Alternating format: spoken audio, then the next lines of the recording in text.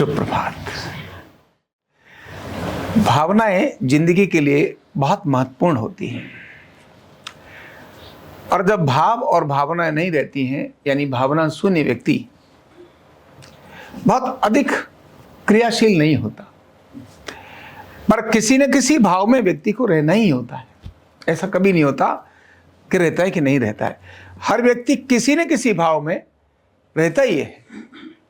और इसीलिए तुलसीदास जी कहते हैं सफलता के लिए भी और विफलता के लिए भी कि जाकी रही भावना जैसी प्रभ मूरत देखी तिन तैसी। एक पत्थर का कुछ भी है, लेकिन उसको देखने का जो नजरिया है ना, वो सबका अपना अलग अलग है। किसी ने उस पत्थर का निर्माण किया, निर्माण करने से पहले जैसे अयोध्या में भगवान श्री राम की जब प्रतिमा बनाई जा रही थी, 3 प्रतिमा बनाई जा रही थी, तो कोई भी एक पत्थर लेकर आया, उस पत्थर में से उसने अपने छैनी हथौड़े से कोई एक प्रतिमा का स्वरूप निकाल कर दिया और जब वो बनाकर लाया और उसी व्यक्ति ने 3 प्रतिमाएं बनाई, अलग अलग बनाई, एक ही व्यक्ति ने बनाई। फिर बहुत सारे लोगों ने देखा तो देखने का उनका अपना भाव था। वो किस भाव में देखना चाहते हैं, उस प्रतिमा का स्वरूप क्या देखना चाहते हैं। और जब वो तीनों में से एक को फाइनल कर लिया कि यह अब अयोध्या में श्री राम लला जी की मूर्ति के रूप में प्रतिष्ठित की जाएगी, तो पहले उस मूर्ति में और प्रतिष्ठापित होने के बाद उस मूर्ति में देखने के नजरिए में जमीन आसमान का लोगों में फर्क आ गया। वो कलाकार भी जिसने उस मूर्ति का निर्माण किया था, वो देखकर कहता है ये मैंने ही निर्माण किया, ये मुझे समझ ही नहीं आ रही है। क्योंकि तब तक वो मूर्ति थी, अब उसके सामने प्रत्यक्ष क्या हो गए, वो भगवान का स्वरूप हो गए। अभी वो गढ़ रहा था, यानी अभी वो मूर्तकार था, लेकिन अब वो उनका उपासक हो गया है और अब उनका वो साधक हो गया है। बस यही उपासना और साधना की जो बात है, यही व्यक्ति की जिंदगी में बहुत बड़ा परिवर्तन ला देती है। रूटीन में हम भी कहीं काम करते हैं तो हम भी किसी न किसी भाव में होते हैं। अब भाव और भावना में अंतर क्या है, ये वास्तव में भाव क्या है? प्रारंभिक विचार जो होते हैं, जब वो थोड़ी प्रगाढ़ता लेते हैं, थोड़ी मजबूती लेते हैं, तो वो भाव में प्रकट हो जाते हैं। और वो कब लेते हैं? जब अनुभव हमको वैसा आता है, तब हम वैसे भाव में लेते हैं। हमने किसी को देखा, अभी एक सामान्य व्यक्ति था, लेकिन जैसे ही उसके बारे में हमारे को कुछ डिफरेंट अनुभव हुए, तब हमारा एक भाव उसके प्रति जागृत हुआ, एक विचार जागृत हुआ कि इस व्यक्ति इस चीज का बहुत विशेषज्ञ है। भाव जागृत हुआ। अभी तक हम उसको सामान्य व्यक्ति मान रहे थे, लेकिन थोड़ा और डिटेल में देखा और अनुभव किया, उसके बाद भाव मतलब एक वचन, भावनाएं मतलब अनेक सारे वो सारे विचार जो उसके प्रति श्रद्धा के साथ जागृत होते हैं। तो जैसे ही वो जागृत होते हैं तो हमारा नजरिया देखने का बदलने लगता है। यह सकारात्मक दिशा में भी जा सकता है और यह नकारात्मक दिशा में भी जा सकता है।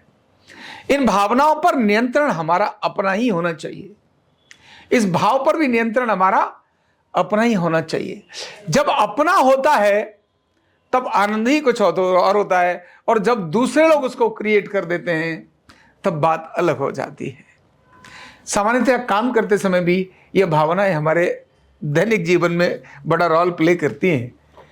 भावना मतलब अवस्था, हम उस अवस्था में आ जाते हैं।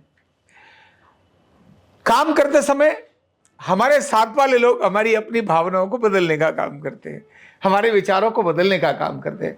तब हमारे देखने का नजरिया बदल जाता है और हम उसी मोड में आ जाते हैं, भाव में आ जाते हैं। मोड मतलब भाव, उसी भाव में आ जाते हैं। काम करना है कि नहीं करना है, टालना है कि अभी तुरंत करना है। ये सब हमारा सराउंडिंग का जो माहौल है ना, जिसे हम सुनते हैं, देखते हैं, ये सब आपके भाव को बदलने का कारण बनते हैं। एक चीज इसको जो बचा के रख सकती है, और वो है आपका खुद का कॉन्शियस, यानी खुद का अपना जागरूकता, आपकी खुद की सजगता।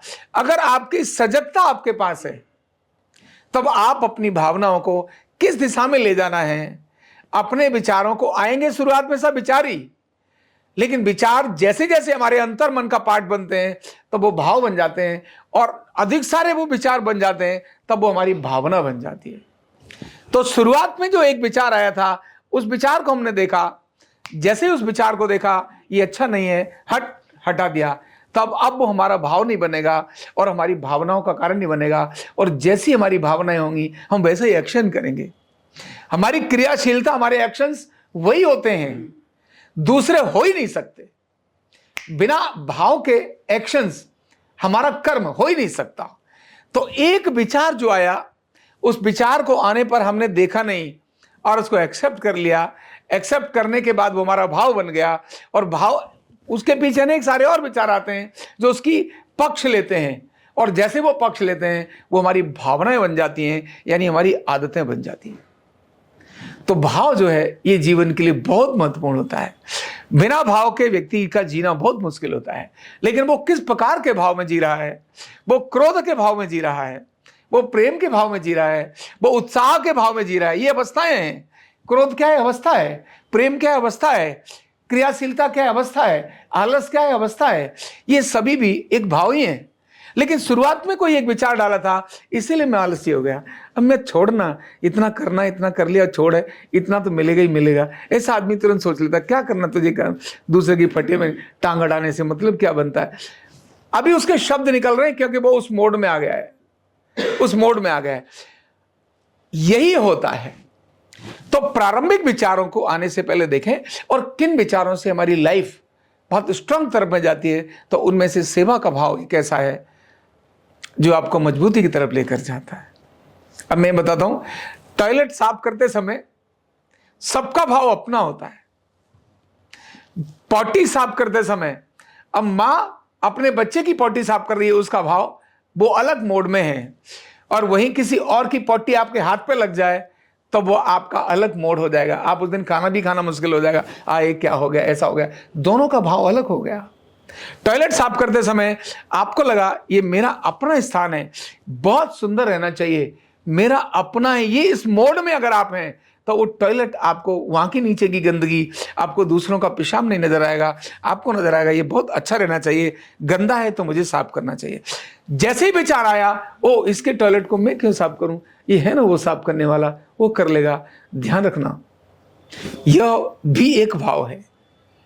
कौन सा भाव आपने महत्व दिया, तभी आप अच्छे और बुरे को डिसाइड करना शुरू हो जाएंगे। तभी आप इस प्रकार के निर्णयों में फंस जाएंगे, और अवनति और उन्नति इन्हीं पर निर्भर करती है। तो अपने भाव और अपने विचारों को ऑब्जर्व करिए, अपने विचारों को ऑब्जर्व करिए, वही आपके मजबूत होकर भाव बनते हैं, यानी अवस्था बनती है। और ऐसे अनेक सारे विचार आपकी भावनाएं बनते हैं, और वही आपके जीवन में परिलक्षित होते हैं। यानी आपका सारा एक्शन, सारी क्रियाएं, ये सिर्फ आपके भाव और भावनाओं पर ही आधारित होती हैं। इसीलिए प्रारंभिक चीज विचार पर हमेशा ध्यान रखना चाहिए। बहुत बहुत धन्यवाद।